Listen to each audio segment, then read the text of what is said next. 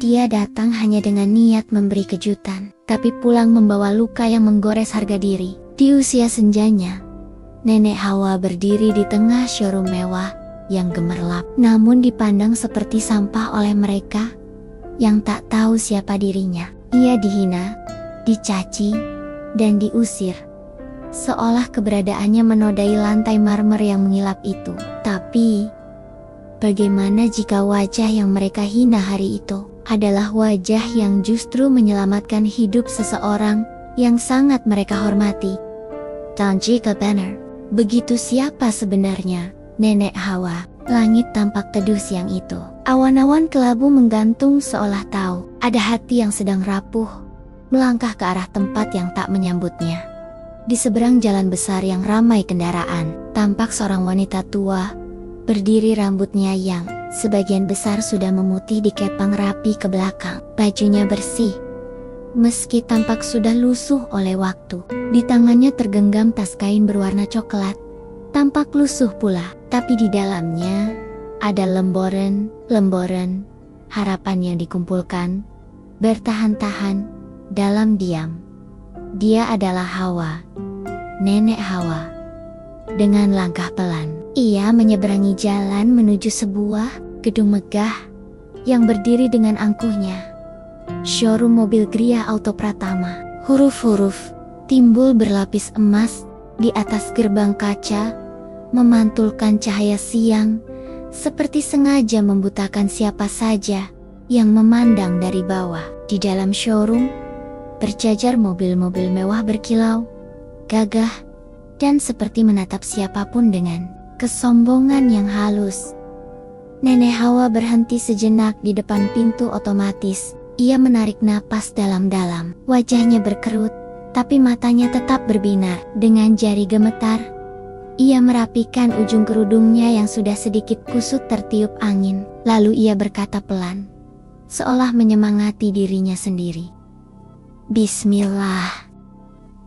Dami, anak, ibu. Pintu kaca terbuka otomatis saat ia melangkah masuk. Hawa memandangi ruangan yang sangat dingin itu bukan hanya karena pendingin ruangan, tapi juga tatapan mata Mota yang langsung memicingkan kecurigaan begitu. Melihatnya, seorang karyawan pria yang sedang berdiri di dekat meja informasi langsung memalingkan wajah.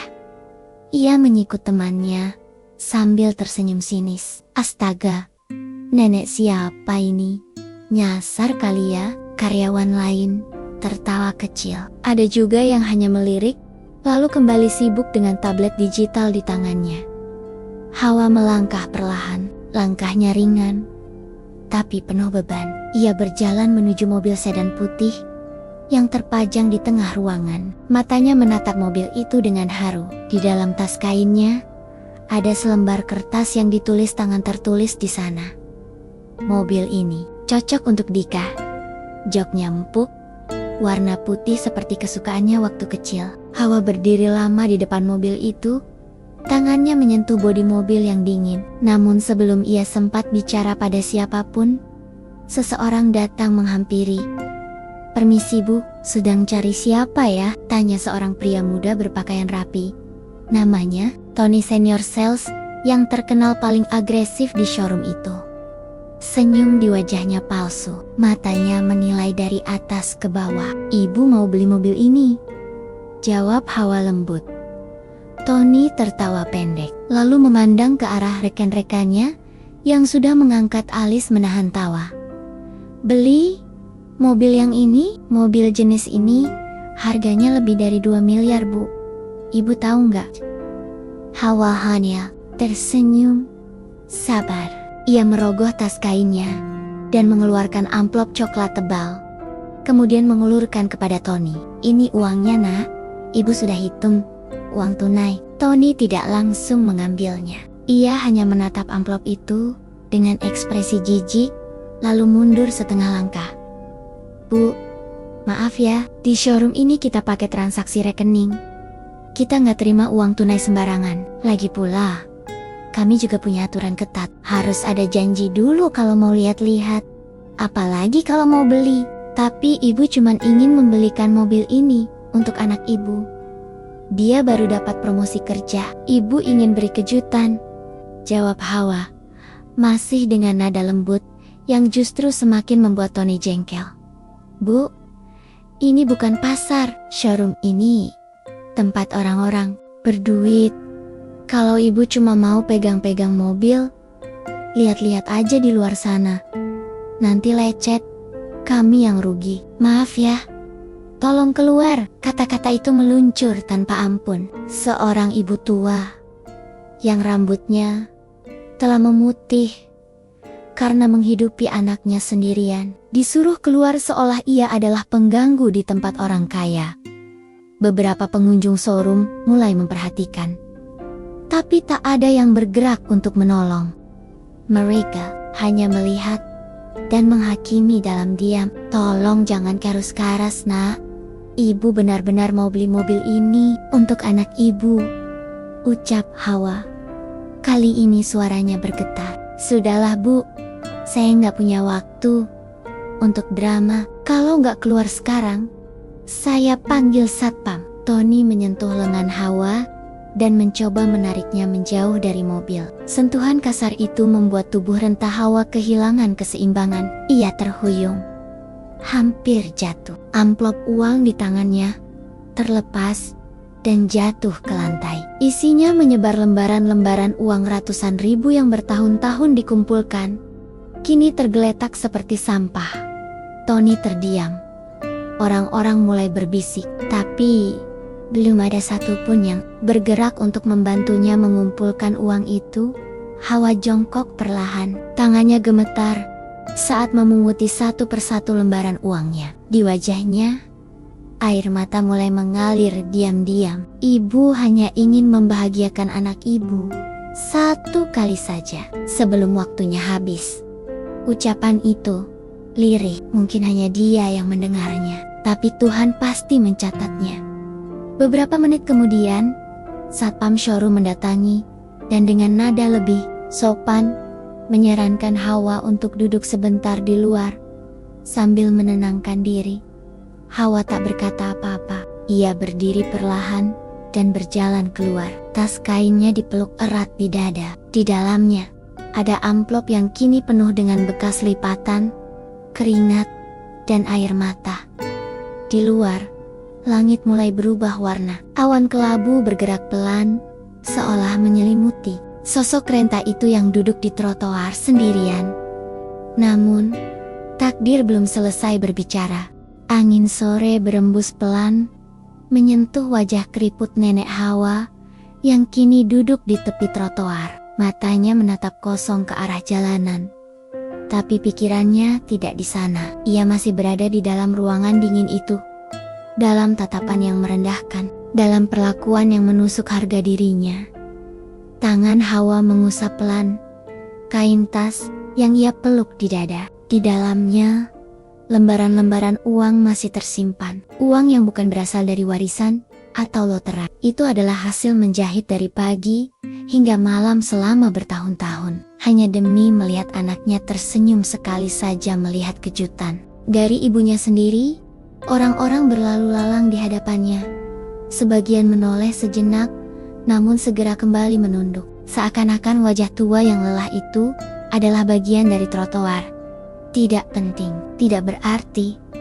Beberapa meter dari tempatnya duduk, dari balik kaca showroom, Tony masih memperhatikan. Ia berdiri bersama dua rekan kerjanya, sambil tertawa kecil. Seperti baru saja memenangkan pertempuran. Nenek itu lucu juga. Niat beli mobil 2 miliar, cuma pakai tas kain.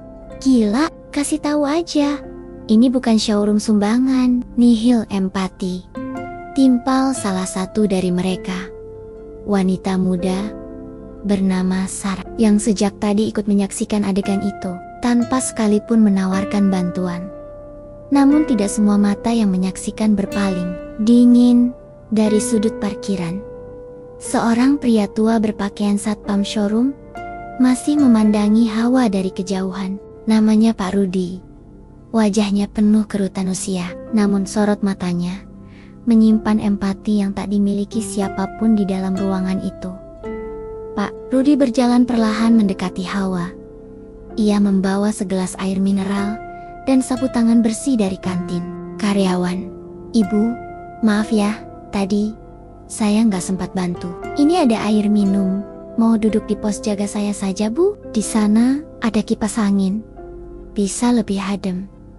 Hawa menoleh, wajahnya sedikit terkejut melihat ada yang masih peduli. Ia menerima air itu dan menunduk sopan. "Terima kasih, Nak. Ibu nggak apa-apa di sini." "Biar saja. Angin sore ini cukup menenangkan," jawabnya lembut. Pak Rudi ikut duduk di sebelahnya. Meskipun hanya separuh tubuhnya menyentuh beton trotoar. "Saya dengar tadi ibu mau beli mobil ya? Uang tunai sebanyak itu." "Maaf, Bu, kalau boleh tahu, ibu memang benar-benar niat beli?" Hawa mengangguk pelan. Matanya berkokok-kokah, tapi masih kuat menahan jatuhnya air mata. Ibu sudah menabung sejak anak ibu masih sekolah. Dia suka mobil warna putih. Dulu pernah bilang, "Bu, suatu hari nanti, kalau saya sukses, saya mau naik mobil itu, jemput ibu keliling kota." Tapi sampai sekarang dia masih sibuk kerja. Jurang pulang, ibu ingin kasih hadiah sebelum semuanya terlambat. Pak Rudi tercekak. Kalimat itu menampar sisi kemanusiaannya yang mulai terkikis karena bertahan-tahan bekerja dalam sistem yang lebih menghargai penampilan daripada hati. "Nama anak ibu siapa?" "Dika, Nak. Namanya Dika. Sekarang dia kerja di kantor perusahaan otomotif. Ibu nggak mau menyusahkan dia, makanya ibu kumpulkan sendiri semua ini. Tapi, ya begitulah. Mereka lihat ibu seperti pengemis. Tangannya yang keriput menggenggam tasnya lebih erat. Pak Rudi diam lama. Ia menatap langit yang perlahan mulai menggunung. Burung-burung melintas, seolah tahu betapa berat beban hati seorang ibu yang hanya ingin memberikan cinta lewat kejutan kecil. Sementara itu, di lantai atas showroom, pintu lift terbuka. Seorang pria berpakaian necis dengan jas biru tua dan dasi abu-abu melangkah keluar. Wajahnya tegas, sorot matanya tajam, dan langkahnya penuh percaya diri. Dia adalah Daniel, direktur muda showroom Gria Auto Pratama. Daniel baru saja kembali dari rapat bersama beberapa investor. Ia adalah sosok yang membangun showroom itu dari nol setelah mengambil alih manajemen lama 2 tahun lalu. Penuh disiplin, dingin, namun adil. Ia tidak suka dipermainkan dan sangat menghargai kerja keras. Tapi satu hal yang tidak diketahui banyak orang, masa lalunya tidak seindah gedung-gedung yang kini ia miliki. Begitu ia menuruni tangga spiral menuju lantai dasar, beberapa karyawan sepat-sepat berdiri tegak. Tony pun merapikan dasinya, berharap mendapat pujian atas berhasil mengusir pengganggu tadi. "Pak Daniel, ada yang lucu tadi. Ada ibu-ibu nyasar, bawa uang tunai, katanya mau beli mobil 2 miliar. Bisa ketawa kan?" Daniel tidak tertawa. Ia hanya melirik sekilas, lalu matanya tertuju pada sesuatu yang lain. Dari balik kaca bening showroom, ia melihat seorang wanita tua duduk di trotoar, ditemani satpamnya. Wajah wanita itu perlahan memicu sesuatu di dalam pikirannya. Bukan sekadar dejavu, tapi lebih dalam. Daniel melangkah mendekat ke arah kaca. Ia menatap lebih tajam. Ada sesuatu dalam kerudung abu-abu, dalam mata yang sembab, dan dalam postur tubuh rapuh itu yang mengguncang memorinya. Ia menoleh ke Tony. "Tadi kamu bilang, ibu itu bawa uang dan mau beli mobil?" "Iya, Pak. Tapi ya, nggak mungkin lah. Penampilannya aja udah kayak mau minta-minta. Lagian, kalau kita layani, bisa bikin showroom ini kelihatan murahan." Daniel tak menjawab. Ia langsung melangkah keluar dari showroom, membiarkan Tony kebingungan.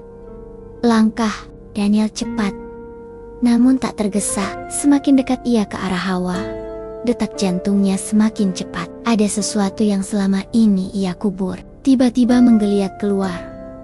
Sesampainya di dekat Hawa, Langkah Daniel terhenti. Hawa tidak menyadari kehadirannya. Ia masih menatap uang di pangkuannya yang belum sempat ia hitung ulang. Namun Pak Rudi berdiri dan menyapa Daniel sopan. "Pak Direktur." Daniel mengangkat tangan, isyarat agar tidak usah membunyikan nama. Kemudian ia berjongkok perlahan di depan wanita itu, dan saat mata mereka bertemu, dunia seolah berhenti berputar. Daniel menatap wajah itu. Kerutan di dahi, tahi lalat kecil di pipi kanan, sorot mata yang dulu sangat ia kenali. Ia membuka mulutnya, dan suara yang keluar adalah suara seorang anak kecil dari masa lalu. "Bu, Ibu Hawa, ini Ibu Hawa, kan?" Hawa terdiam, matanya menyipit, menatap Daniel. Ia butuh waktu untuk mengenali wajah itu. Hingga akhirnya wajah anak kecil dengan pipi bolong dan mata sayu itu muncul dalam bayangannya. "Kamu, Daniel kecil, anak dari panti itu?" Dan saat itu, langit seperti ikut menangis. Sore itu menjadi saksi bisu pertemuan dua jiwa yang telah lama berpisah, jiwa seorang ibu yang tak pernah lelah mencintai, dan jiwa seorang anak yang menanam kenangan masa kecilnya jauh di dasar hati, berharap tak pernah muncul kembali. Daniel berdiri membeku di hadapan Hawa. Sorot matanya tidak lagi tajam seperti biasa. Dada yang biasanya tegas, kini terasa sesak, seolah ribuan batu menghimpit dari segala sisi. "Ibu, ini sungguh Ibu Hawa?" Suara itu keluar begitu lirih.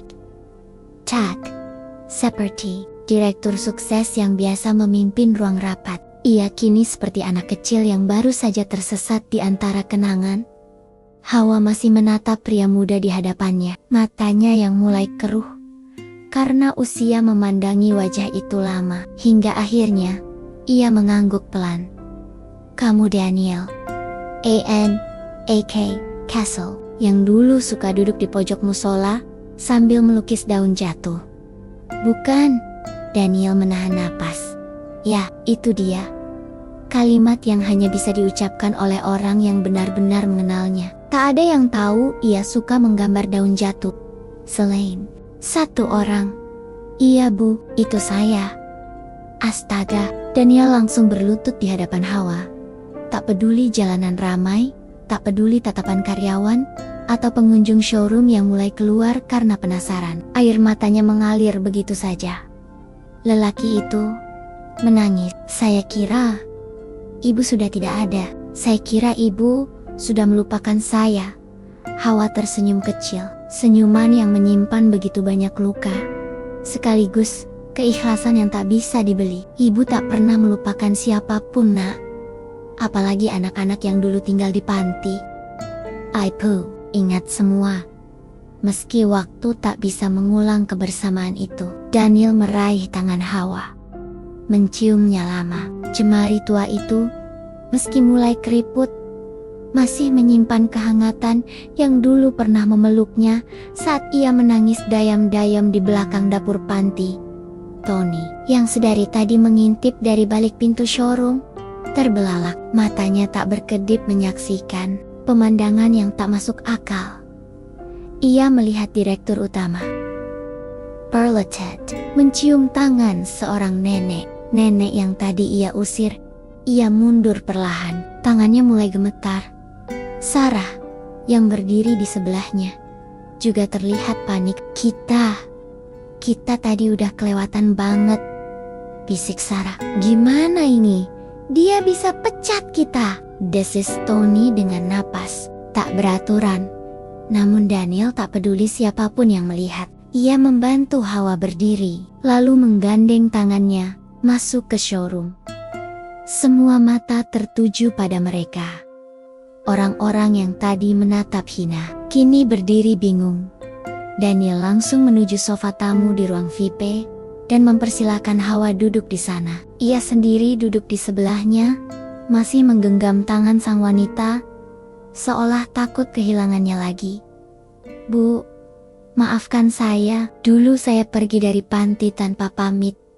Saya marah pada dunia, pada hidup, tapi tidak. pada ibu. Saya hanya terlalu kecil untuk tahu bahwa yang saya butuhkan bukan pergi, tapi memeluk ibu lebih erat. Hawa mengelus punggung tangan Daniel pelan. Ibu tahu nak, ibu selalu mendoakan kamu. Setiap malam, ibu tidak marah kamu pergi. Ibu hanya sedih karena tak sempat membisikkan doa terakhir sebelum kamu melangkah keluar gerbang itu. Air mata Daniel kembali jatuh. Di ruang yang biasanya dipenuhi transaksi bisnis bernilai miliaran, kini ada transaksi hati tak ternilai. Beberapa karyawan mulai berdatangan, pura-pura merapikan meja atau mengecek layar komputer. Padahal mereka ingin mendengar, ingin tahu siapa sebenarnya wanita itu. Daniel berdiri dan menatap ke arah seluruh ruangan.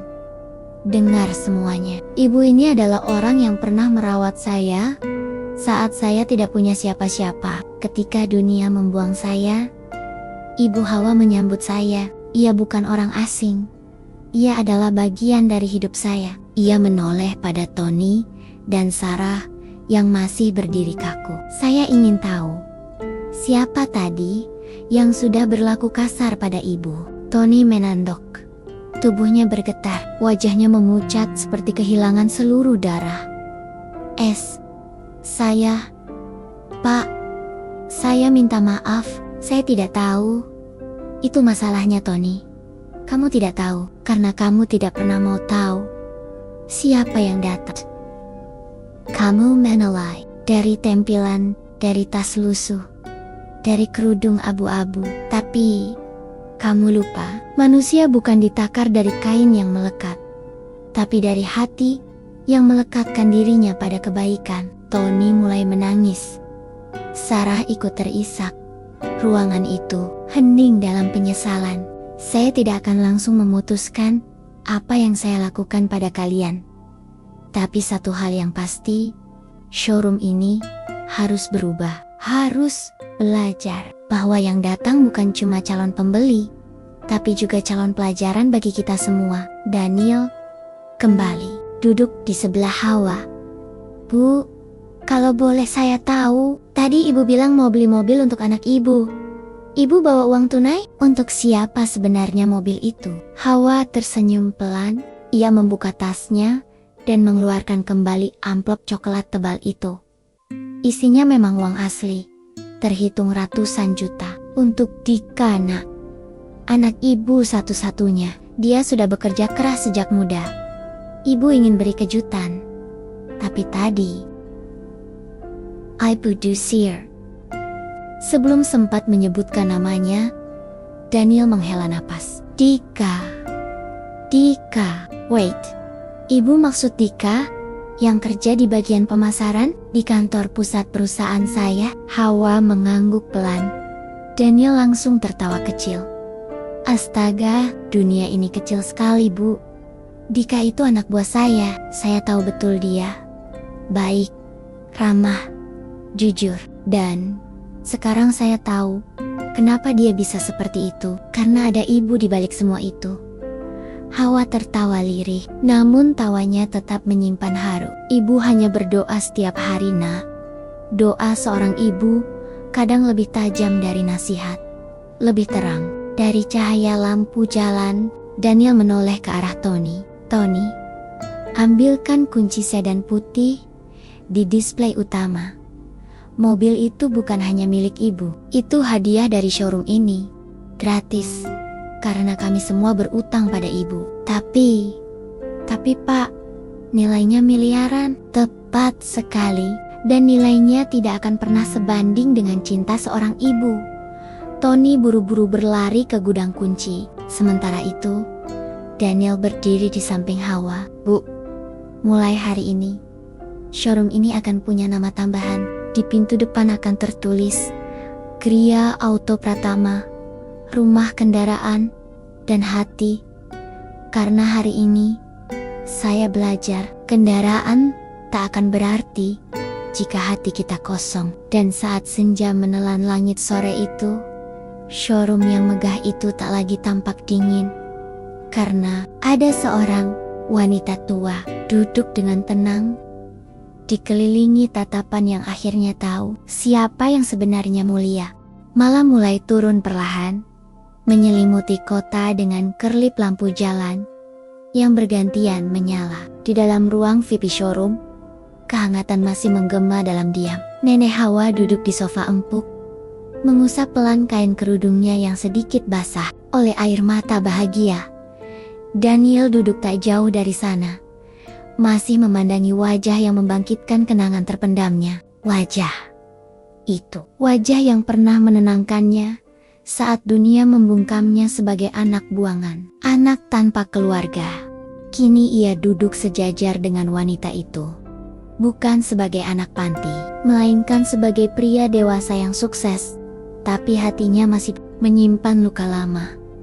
Bu, boleh saya tanya satu hal? Kenapa ibu bisa berada di sini hari ini? Apa yang membuat ibu datang ke showroom ini sendiri, tanpa memberitahu Dika? Hawa tersenyum lemah, lalu menunduk menatap kedua tangannya yang saling bertaut. Sebenarnya, ibu sempat ragu, Nak.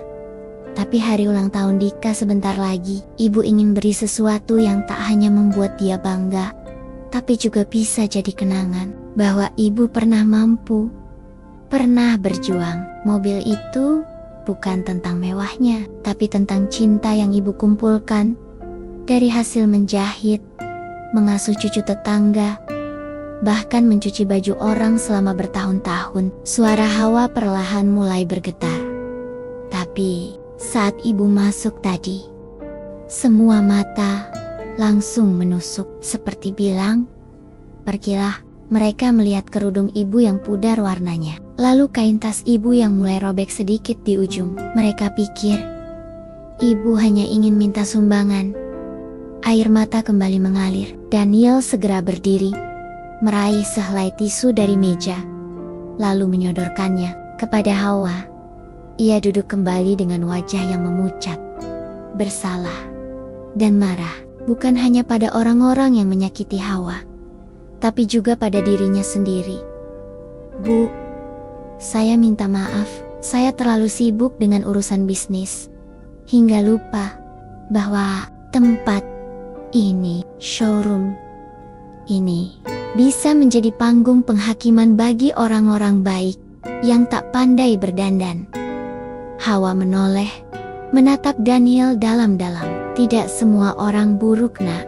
Satpam showroommu, Pak Rudi, dia baik.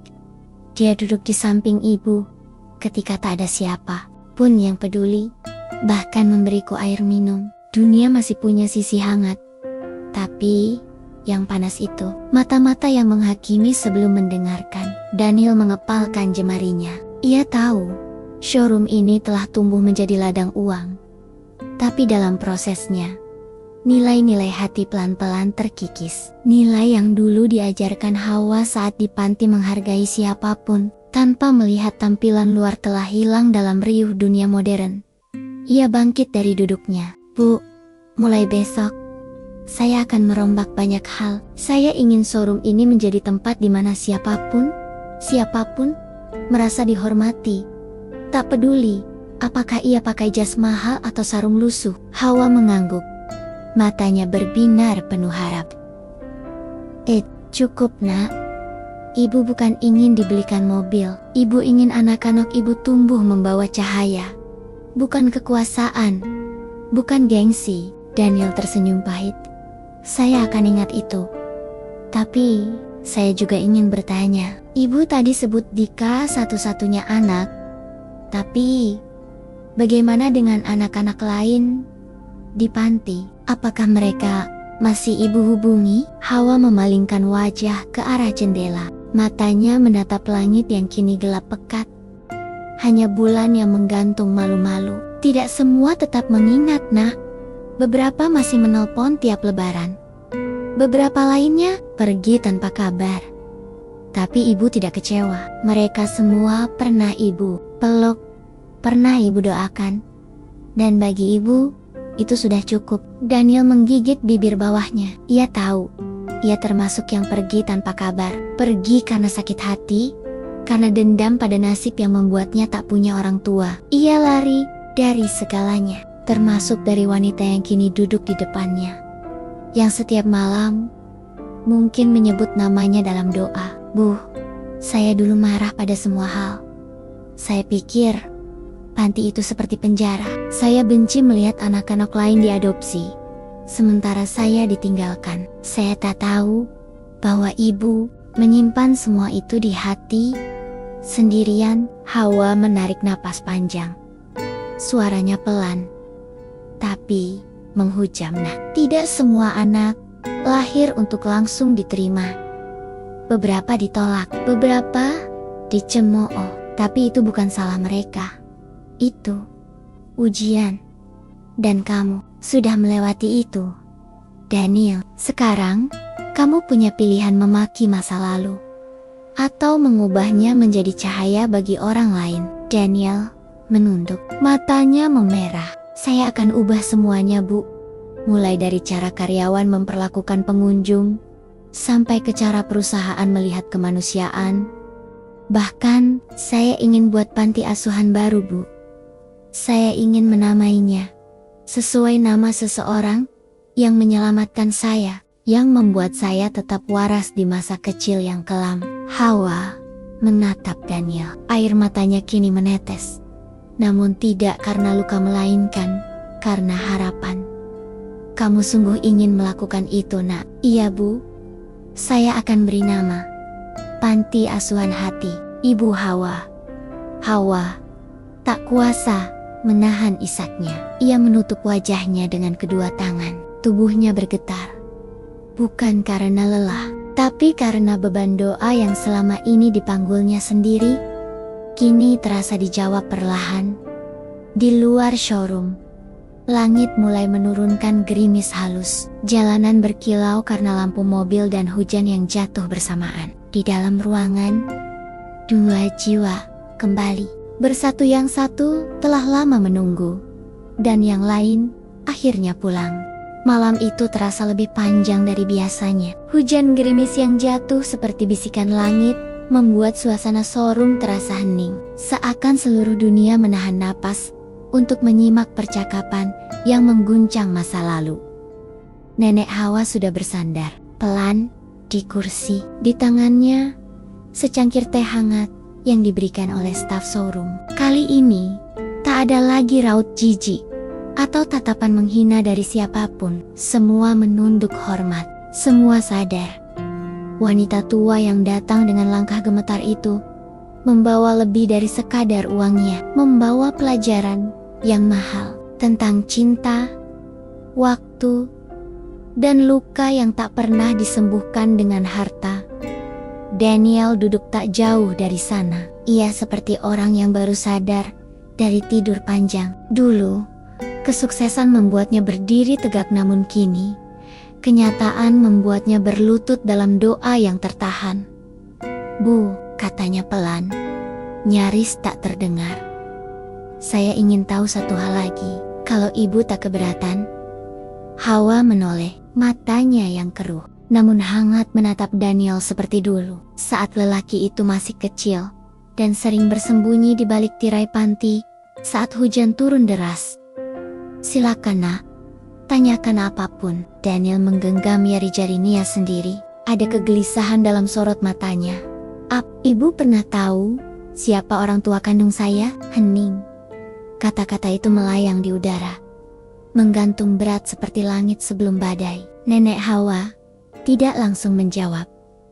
Ia menunduk lama sekali, seolah mencari jawaban dari sela-sela luka yang telah lama ia kubur dalam-dalam. Ibu pernah tahu, jawabnya akhirnya. Suaranya rendah, nyaris seperti bisikan. Tapi bukan hak ibu untuk memberitahumu saat itu. Waktu kamu kecil, kamu terlalu sering menangis di malam hari. Ibu tahu ada sesuatu yang besar dalam hidupmu yang tertinggal di masa lalu. Tapi kamu sendiri tidak pernah bertanya sampai hari ini. Daniel menahan napas. Tolong, Bu, saya sudah cukup dewasa. Saya ingin tahu siapa mereka, kenapa saya dibuang. Saya ingin tahu alasan di balik hidup saya yang penuh pertanyaan sejak kecil. Nenek Hawa memejamkan mata. Air matanya mulai jatuh. Ia menoleh ke jendela, menyaksikan hujan yang semakin lebat, lalu menarik napas panjang, seolah memanggil keberanian yang telah lama ia kubur. Ayahmu seorang pejabat, nak. Ibunya, seorang wanita yang seharusnya kau kenal baik sekarang. Daniel menegakkan punggungnya. Hatinya mulai tak tenang. Siapa, Bu? Katakan. Siapa ibu saya? Hawa menggenggam tangan Daniel. Namanya Salma.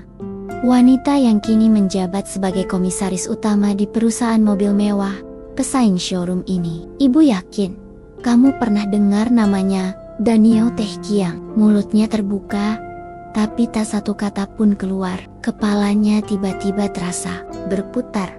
Salma?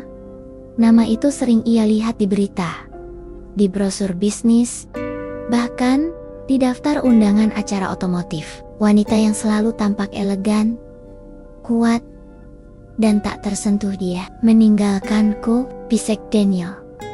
Nyaris tercekat, bukan karena dia tidak mau, tapi karena keadaan Daniel. Ayahmu waktu itu tidak mengakui keberadaanmu. Salma dipaksa menyerahkanmu ke panti oleh keluarganya. Dia hanya sempat memelukmu beberapa jam setelah kamu lahir. Setelah itu, kamu dibawa pergi. Daniel memalingkan wajah. Air matanya tumpah. Dia tinggal diam selama ini. Bahkan setelah saya terkenal, sukses, kaya, dia tetap diam. Tak sekalipun mengaku sebagai ibu kandungku. Ibu tidak membela dia, nak. Tapi kamu harus tahu, Salma mencoba mendekatimu diam-diam. Dia pernah datang ke panti saat kamu masih kecil. Tapi setiap kali ia datang, kamu sedang tidur atau sakit. Dia tak pernah punya kesempatan bicara langsung. Hingga akhirnya, ia menyerah karena takut merusak hatimu. Daniel menatap nanar. Lalu, kenapa ibu tidak pernah cerita padaku? Saya hidup dalam ilusi.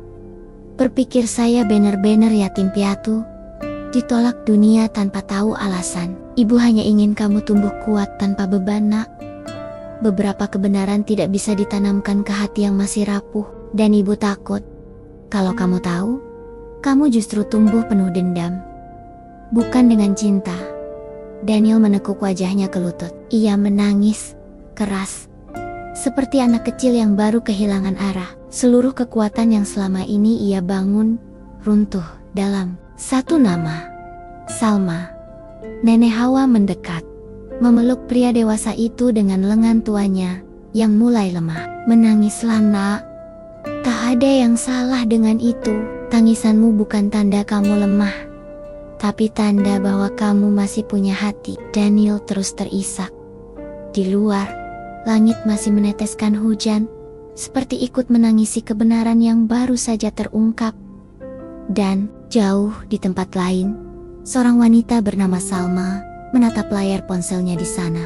Terpampang foto showroom milik Daniel yang sedang viral. Seorang pria sukses mencium tangan seorang nenek yang diperlakukan buruk. Dan ternyata, nenek itu adalah orang yang dulu pernah merawat anak yang kini diam-diam masih mengalir dalam darahnya sendiri. Salma menutup mata. Di dadanya ada nama yang tak pernah bisa ia kubur. Nama yang kini kembali bergema keras di relung hatinya. Daniel. Sebelum kita lanjut ceritanya, jangan lupa untuk subscribe, like, dan tulis amin di kolom komentar, agar kita semua selalu dalam lindungan Allah Subhanahu wa Ta'ala, diberikan kesehatan, serta dijauhkan dari segala mara bahaya. Tonton video ini sampai habis, karena ada pesan menyentuh yang sayang banget kalau dilewatkan, dan akhir cerita yang sangat tak terduga. Sekarang, yuk kita lanjut ceritanya. Pagi itu tidak seperti biasanya. Awan menggantung pekat di atas gedung showroom milik Daniel, seolah langit pun enggan membuka lembaran baru yang penuh luka. Jalanan belum ramai, namun suasana dalam showroom sudah terasa sesak. Ada sesuatu yang menggantung di udara, bukan sekadar rasa malu atau tanggung jawab, melainkan sebuah pergeseran batin yang mengubah cara semua orang melihat hidup mereka. Daniel datang lebih pagi dari biasanya. Rambutnya belum tersisir rapi, dan wajahnya terlihat lebih tua dari semalam. Ia belum tidur. Mata yang semula menyala karena ambisi, kini menyimpan kekosongan yang dalam. Ia melangkah ke ruangan meeting, menggelar pertemuan darurat dengan seluruh staf dan manajer. Mulai hari ini, sistem showroom kita berubah total. Tidak akan ada lagi penilaian dari cara berpakaian. Tidak akan ada diskriminasi berdasarkan tampilan luar. Suaranya dingin namun tegas. Beberapa karyawan mulai berbisik. Manajer utama, pria yang tadi malam ikut menghina Nenek Hawa, terlihat cemas. Dia berdiri pelan, mencoba bersuara. Pak Daniel, kalau boleh tahu, ini perubahan mendadak. Bukankah kebijakan saat ini sudah cukup efektif? Penjualan naik, reputasi kita baik. Daniel mengangkat tangan, menghentikan sang manajer berbicara lebih jauh. Efektif, ya, tapi tidak manusiawi. Kalian lihat wanita tua yang kemarin kalian hina. Dialah yang membentuk saya. Tanpa dia, saya bukan siapa-siapa. Hening, kita bukan hanya menjual mobil, kita menjual kepercayaan, harga diri, dan pengalaman. Jika kita hanya menerima pelanggan yang tampak kaya, maka kita telah gagal sebagai manusia. Ruangan itu senyap.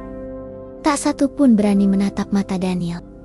Mulai sekarang, setiap karyawan akan diberi pelatihan ulang. Yang merasa tak mampu mengikuti perubahan ini, boleh keluar. Satu persatu kepala menunduk. Beberapa wajah terlihat bingung. Tapi, tak ada yang menyanggah.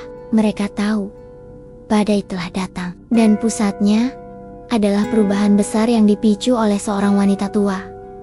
Usai pertemuan, Daniel melangkah ke ruangannya. Ponsel di tangannya terus bergetar berita viral tentang dirinya mencium tangan seorang nenek membuat showroomnya menjadi bahan perbincangan nasional. Namun bukan itu yang membuatnya gelisah. Ia menatap satu notifikasi yang membuat jantungnya berhenti sejenak.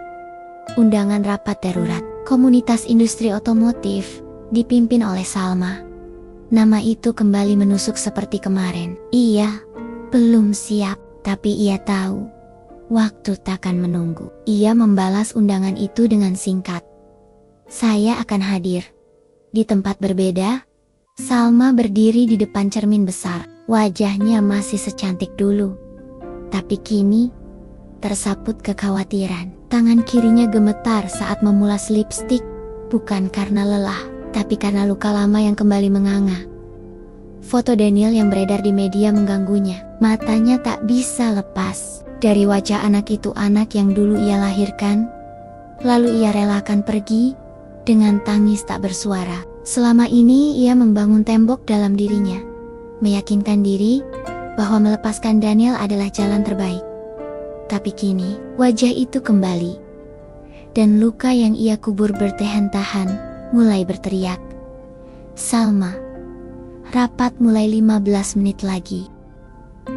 UCAP, asistennya sambil mengetuk pintu. Salma mengangguk pelan. Ia menatap dirinya di cermin, lalu berbisik, Tuan, jika ini waktu yang kau pilih untuk menyingkapkan semua, maka berilah aku kekuatan untuk berdiri, bukan untuk bersembunyi. Rapat dimulai. Ruangan mewah itu dipenuhi pengusaha otomotif papan atas. Daniel datang dengan setelan gelap, duduk di baris depan tanpa bicara banyak. Matanya hanya tertuju pada satu orang, Salma. Saat nama wanita itu disebut, ia bangkit dari kursinya. Semua mata tertuju padanya, tapi hanya dua pasang mata yang saling bertemu, Daniel dan Salma. Selamat pagi, saya Salma, komisaris utama dari perusahaan rival kalian semua, dan ibu dari seorang pria bernama Daniel. Ruangan gempar. Beberapa orang terbatuk, beberapa lainnya saling berpandangan. Daniel menahan napas. Ia tak menyangka Salma akan mengatakannya di hadapan umum, tanpa peringatan, tanpa pertemuan pribadi. Salma melanjutkan, saya berdiri di sini bukan sebagai pebisnis, tapi sebagai seorang ibu yang gagal mempertahankan anaknya.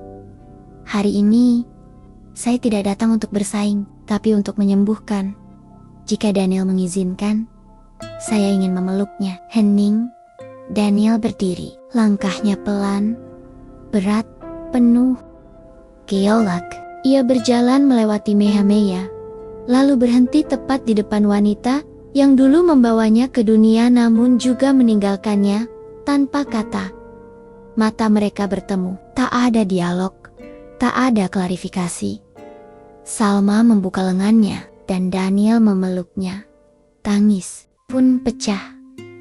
Di hadapan para pengusaha, dua hati yang lama terpisah kini bersatu kembali. Pelukan itu bukan hanya tentang darah dan daging tapi tentang keberanian untuk saling memaafkan. Setelah bertahan-tahan saling membekukan hati, semua yang hadir berdiri. Tidak ada tepuk tangan, hanya keheningan dan air mata yang jatuh diam-diam.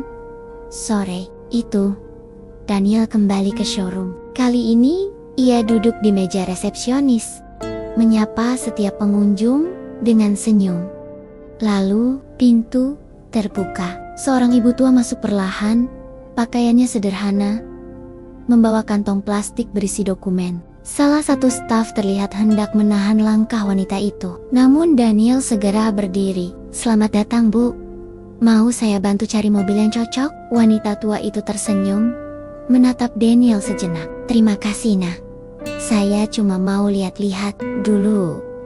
Daniel membungkuk sedikit. "Silakan, Bu.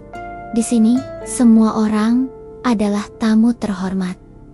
Dan kali ini, tidak ada satupun mata yang menertawakan."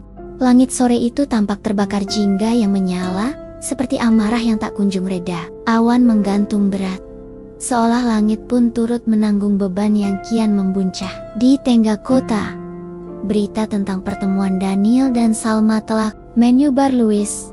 Media sosial riuh. Siapapun yang membaca berita itu terdiam antara kagum dan iba seorang direktur sukses. Dipeluk ibunya yang selama ini diam sebagai komisaris besar perusahaan rival, dan semuanya terkuak di depan publik. Namun, tidak semua orang merayakan kisah itu karena luka lama tidak pernah padam hanya karena satu pelukan. Di ruang tamunya yang kecil, Nenek Hawa duduk termenung. Di tangannya, secangkir teh yang sudah dingin. Ia memandangi televisi yang menyala pelan, menampilkan berita tentang Daniel dan Salma. Matanya sayu, tetapi tidak marah. Ia hanya diam. Di dalam hatinya, ada sesuatu yang sulit dijelaskan. Semacam kehampaan, semacam kehilangan yang aneh. Selama ini, ia tahu bahwa Daniel bukan miliknya. Ia tahu bahwa cinta yang ia tanam tak pernah dituntut kembali. Tapi hari itu, saat Daniel memeluk ibu kandungnya di depan seluruh negeri, sesuatu dalam dirinya runtuh pelan-pelan. Jadi akhirnya, dia menemukan rumah yang sebenarnya. Gumamnya lirih. Pintu diketuk pelan. Seorang anak muda, tetangganya, datang membawakan roti hangat. "Nenek, tadi saya lihat nenek di berita, tapi kok nenek gak ada waktu Daniel peluk ibunya ya?" "Nenek kan yang rawat dia sejak kecil."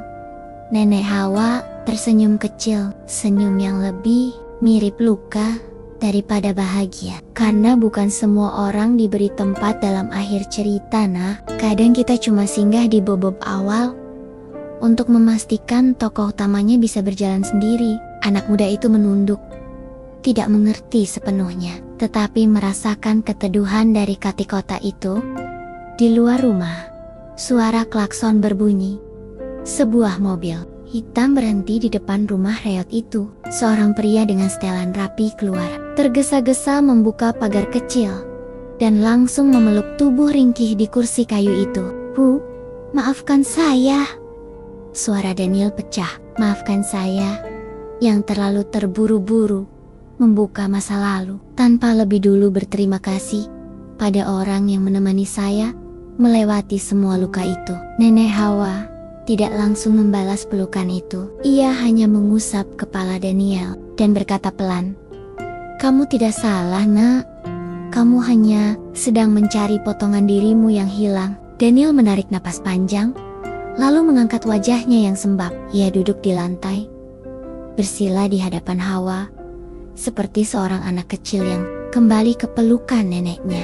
Di tangannya ada sebuah kotak kecil berbalut kain beludru merah. Ini bukan hadiah, Bu. Ini titipan. Mulai sekarang, showroom saya akan membuka kantor CSR atas nama Ibu. Kami akan menyediakan program bantuan kendaraan bagi lansia dan kaum kecil. Dan semua pelanggan wajib dilayani dengan empati, bukan penilaian mata. Nenek Hawa hanya menatap dalam. Matanya basah, tapi wajahnya tetap lembut, Nak.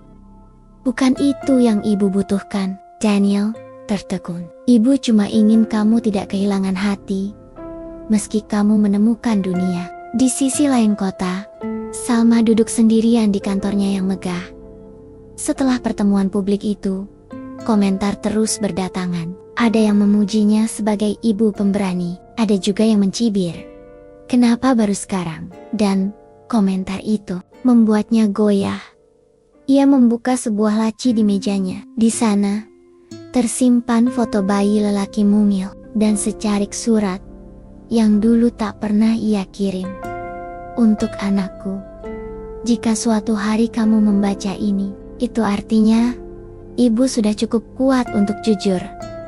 Maafkan Ibu yang tak pernah punya pilihan. Dunia ini tidak adil bagi perempuan muda tanpa kuasa seperti Ibu dulu.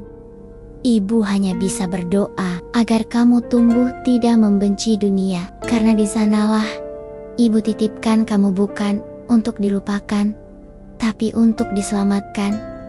Salma menutup matanya. Dalam sunyi, ia menangis.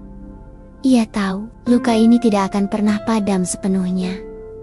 Hari-hari berlalu, showroom Daniel kini berubah wajah. Desain interiornya dirancang ulang agar ramah bagi siapapun, dari lansia sampai penyandang disabilitas.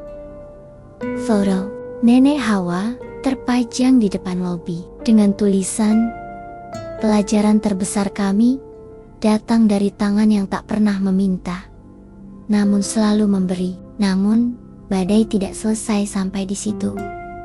Sebagian media mulai menggali lebih dalam tentang masa lalu Daniel dan Salma. Mereka menyusun narasi, mencari sensasi. Bahkan, ada yang memfitnah bahwa pelukan mereka hanyalah drama marketing. Daniel muak, Salma lelah, dan Nenek Hawa hanya bisa menonton dari kejauhan. Satu malam, Daniel duduk bersama ibunya dan Nenek Hawa di sebuah rumah makan kecil yang tenang. Untuk pertama kalinya, tiga hati yang terikat oleh nasib duduk dalam satu meja, tanpa kebohongan, tanpa ego. "Saya lelah, Bu. Dunia terlalu bising," ucap Daniel lirih.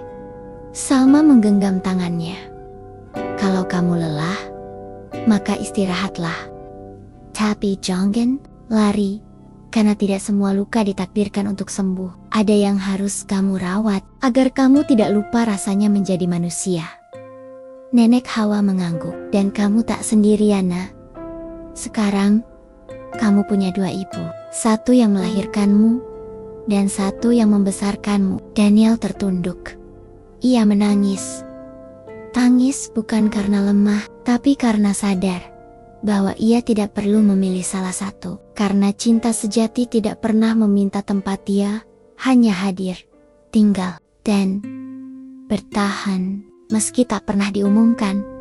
Namun ketika malam kembali sunyi, jauh di balik gemerlap showroom dan balik layar media yang terus memelintir cerita, ada satu bara yang tak padam.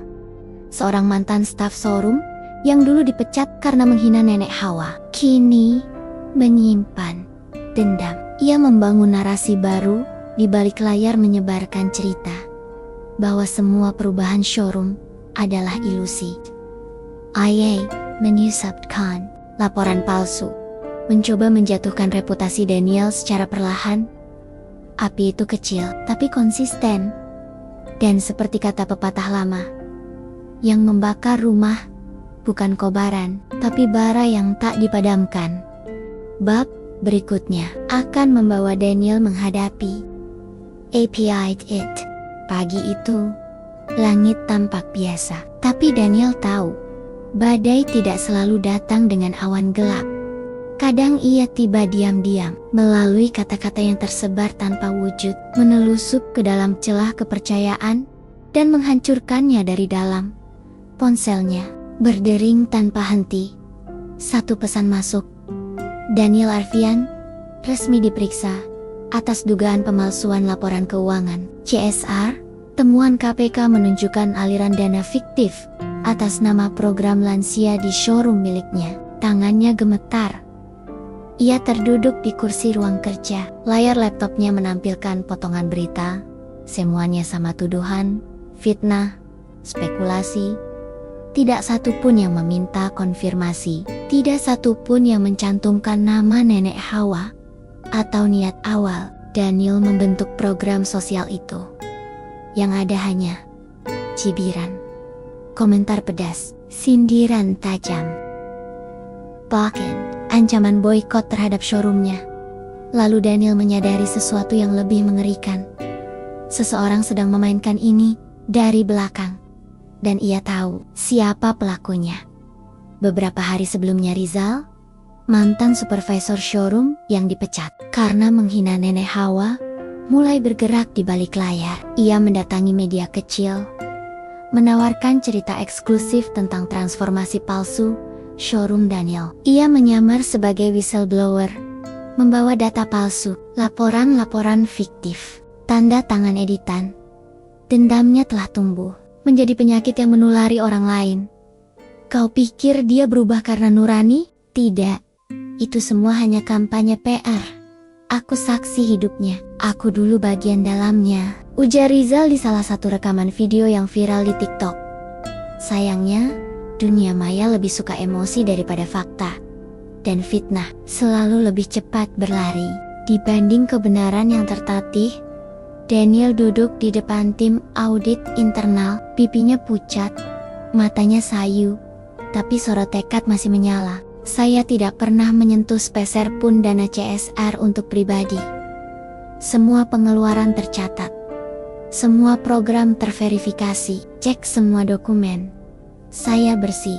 Namun, satu manajer dari bagian keuangan terlihat ragu. Ia menatap Daniel, lalu berkata pelan, "Pak, ada satu transaksi sebesar 100 juta atas nama program bantuan pangan lansia. Tapi dana itu tidak pernah sampai ke pihak penyedia.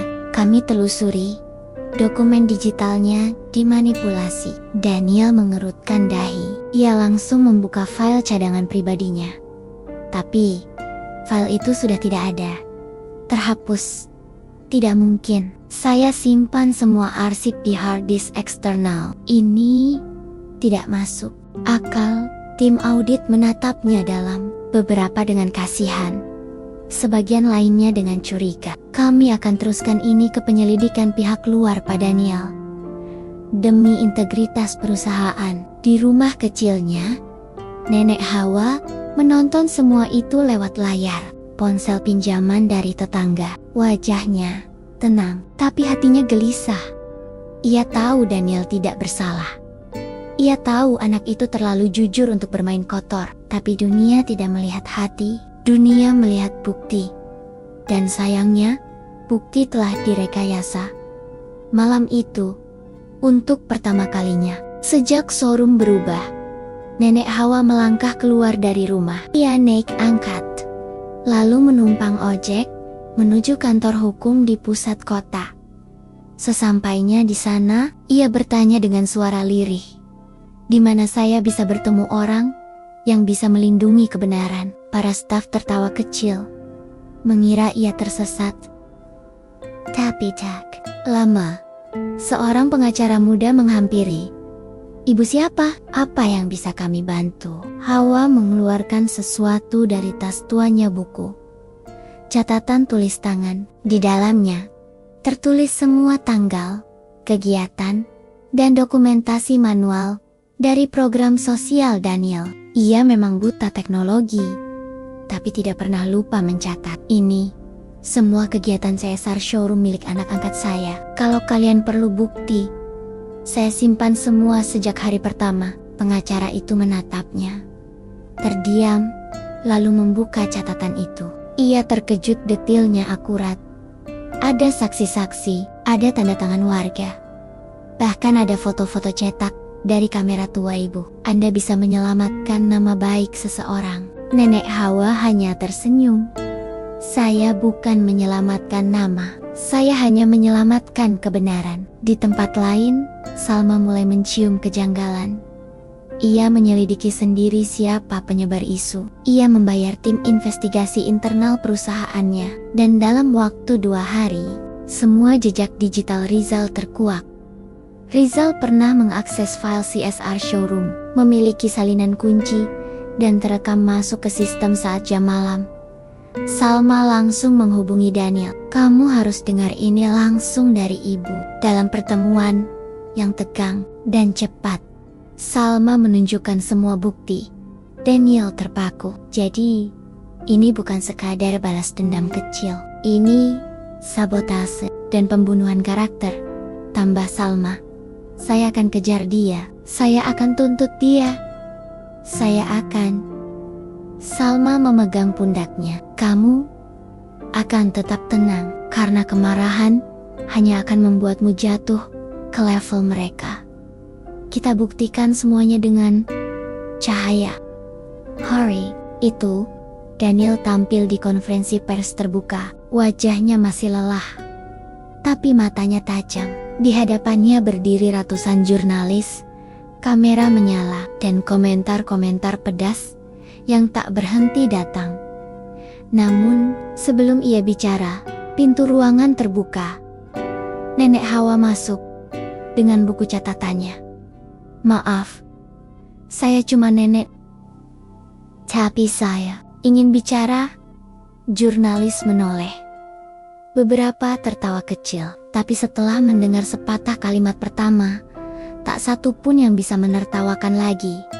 Kalau kalian mau tahu siapa Daniel, maka kalian harus tahu siapa yang menyuap saya pertama kali. Agar saya tidak bicara, semua terdiam. Tidak ada. Anak ini merawat saya, menolong saya, memuliakan orang-orang tua seperti saya, dan tidak pernah mengambil untung dari siapapun. Daniel menunduk, menangis. Saya tidak bisa bicara soal teknologi, tapi saya tahu kalau ada anak yang mencium tangan neneknya di depan orang banyak, maka hatinya belum mati. Sorak tepuk tangan pecah, kamera menyala. Bahkan wartawan yang awalnya skeptis, kini menunduk dalam haru. Hari itu, kebenaran mulai pulih. Dan Rizal, ia ditangkap 2 hari kemudian. Setelah semua rekaman dan saksi terkonfirmasi, ia tak pernah menyangka bahwa yang akan menjatuhkannya bukan Daniel, bukan Salma, tapi wanita tua yang dulu ia hina tanpa ampun. Di malam yang hening, Daniel duduk di antara 2 perempuan yang paling mencintainya. Aku tidak tahu lagi harus bilang apa. Kalian telah menyelamatkan bukan cuma nama baikku, tapi jiwaku. Salma menyentuh rambutnya. Kita hanya menyalakan kembali cahaya yang dulu sempat kamu padamkan sendiri karena rasa malu. Nenek Hawa menambahkan, dan SEKARANG, waktumu untuk menyalakan cahaya itu untuk orang lain. Namun, kisah belum usai. Karena luka batin Daniel belum sembuh sepenuhnya. Ia masih menyimpan rasa bersalah, bukan karena kesalahan, tapi karena dunia membuatnya bertanya-tanya. Apakah kasih sayang itu harus dibuktikan atau cukup dirasakan? Langit sore itu berwarna abu-abu pucat. Tidak ada gerimis, tidak ada angin, tapi ada sesuatu yang menggantung di udara, seperti perasaan yang belum sempat diucapkan, seperti luka yang belum sempat sembuh, tapi juga tak lagi berdarah. Daniel duduk sendirian di taman kota. Jas kerjanya rapi, tapi matanya kosong. Jauh menatap langit, seolah mencari makna dari semua yang telah terjadi. Ia telah selamat dari fitnah. Ia telah memulihkan reputasi. Ia telah disanjung, dielu-elukan sebagai direktur muda yang bangkit dari kejatuhan. Tapi, hatinya tidak merasa utuh. Di satu sisi, duduk Salma, ibu kandungnya. Di sisi lain, ada nenek Hawa, ibu yang membesarkannya. Dua cinta yang utuh, dua pelukan yang hangat, tapi juga dua dunia yang berbeda. Dan Daniel kini berada di tengahnya, bimbang, pisu, bingung harus menjadi anak yang bagaimana. Beberapa minggu telah berlalu sejak konferensi pers itu.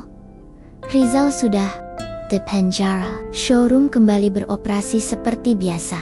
Bahkan, program CSR yang sempat dibekukan, kini justru berkembang luas hingga ke kota-kota kecil.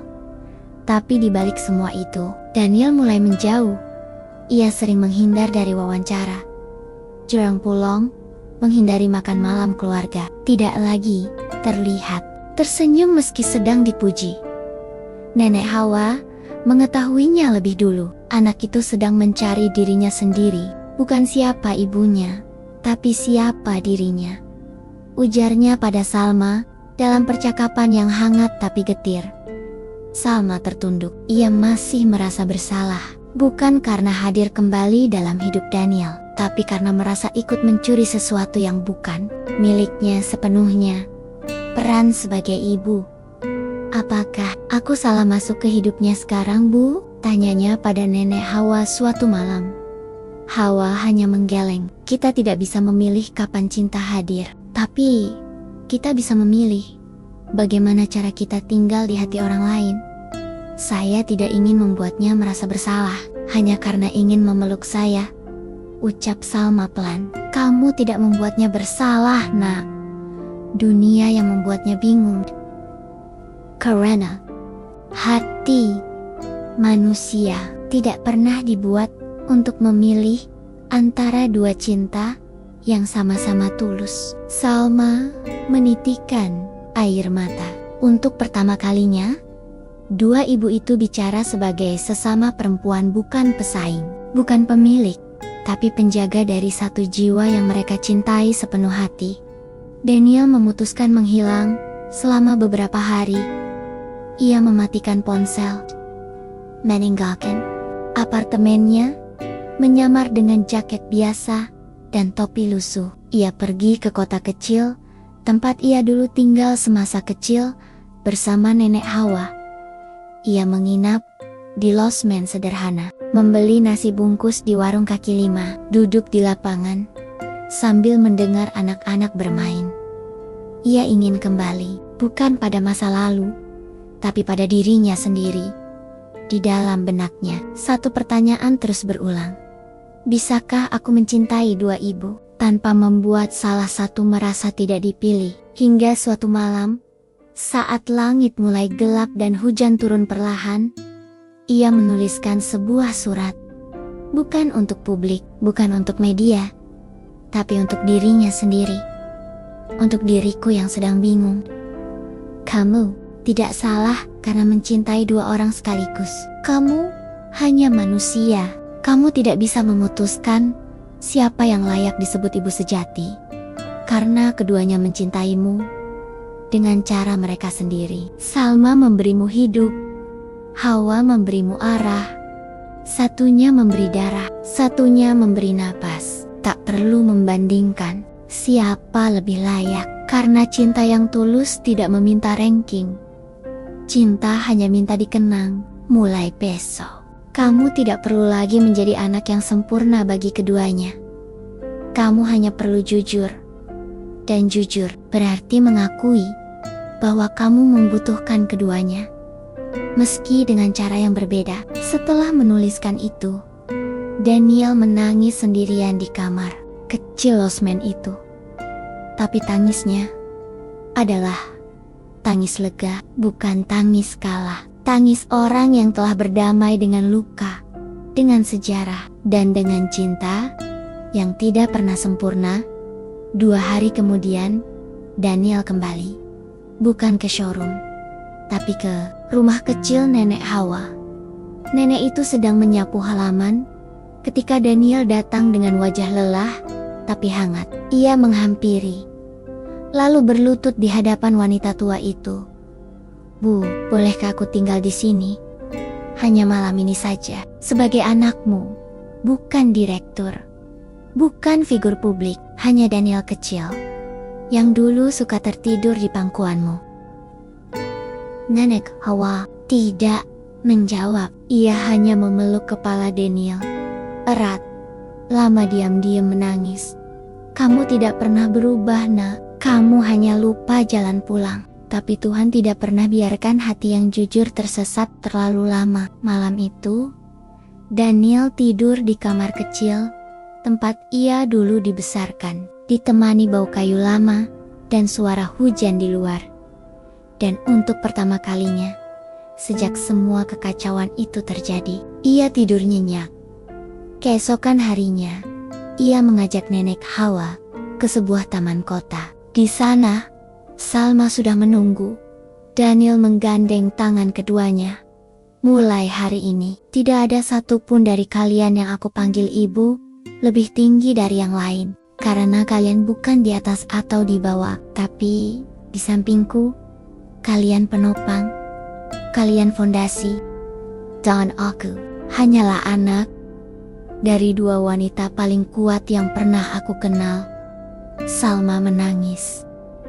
Nenek Hawa menatap langit dan Daniel untuk pertama kalinya tersenyum dengan damai. Namun, cerita belum selesai. Satu undangan datang dari luar negeri, sebuah forum internasional ingin Daniel berbicara tentang revolusi empati di dunia bisnis.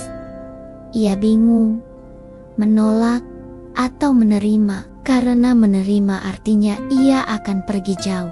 Tapi menolak artinya menutup suara untuk orang-orang kecil yang selama ini tidak pernah terdengar. Langit pagi itu bersih.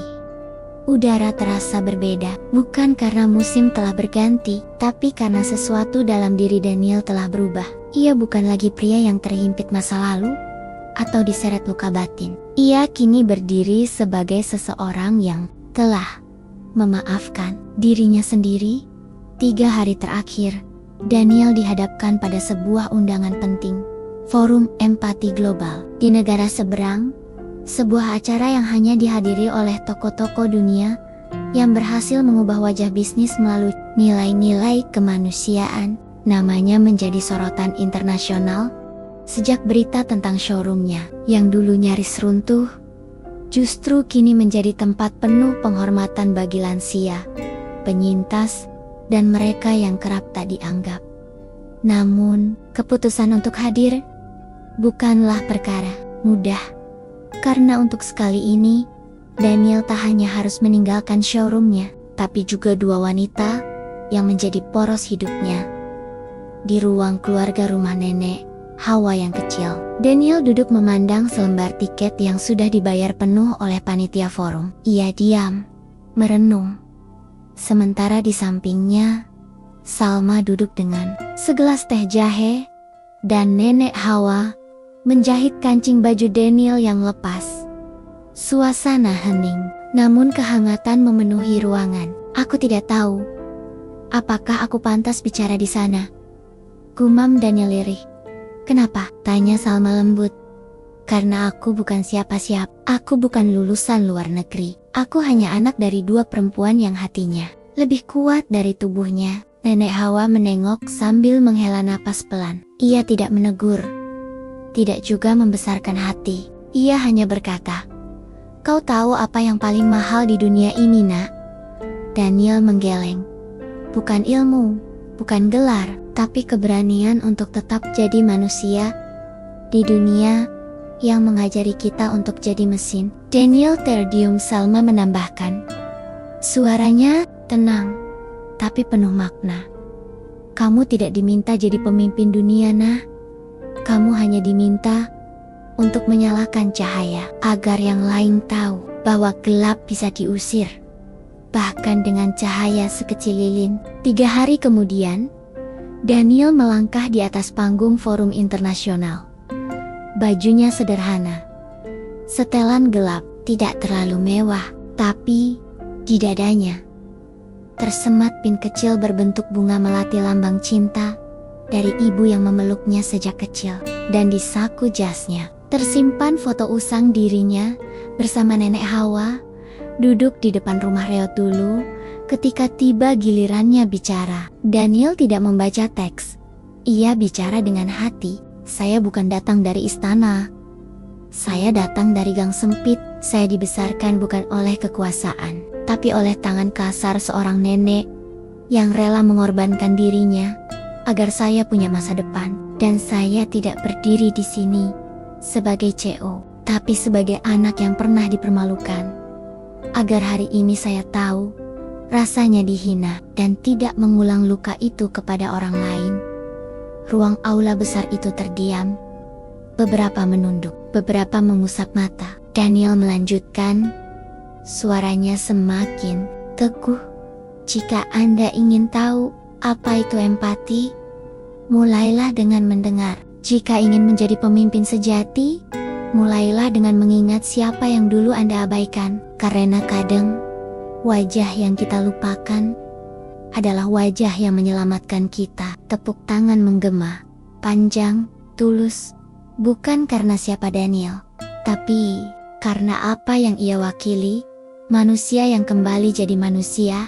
Usai forum itu, Daniel tidak memilih menetap di luar negeri. Ia pulang, dan setibanya di tanah air, ia tidak langsung ke showroom, tapi ke pasar tradisional, tempat ia membeli tahu kesukaan nenek Hawa, dan membawakannya dengan bungkusan plastik sederhana. Maaf kalau terlambat Bu, ucapnya ketika sampai di rumah.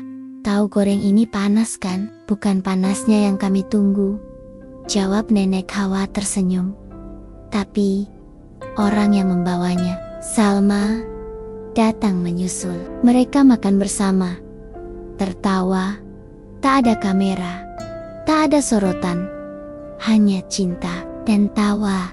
2 bulan kemudian, showroom Daniel resmi membuka satu cabang baru yang ia beri nama Ruang Pulang, sebuah tempat pembelajaran kerja bagi lansia dan pensiunan. Di sana, mereka bisa menjadi mentor, pelatih, atau sekadar teman bicara bagi anak-anak muda yang akan bekerja di dunia otomotif.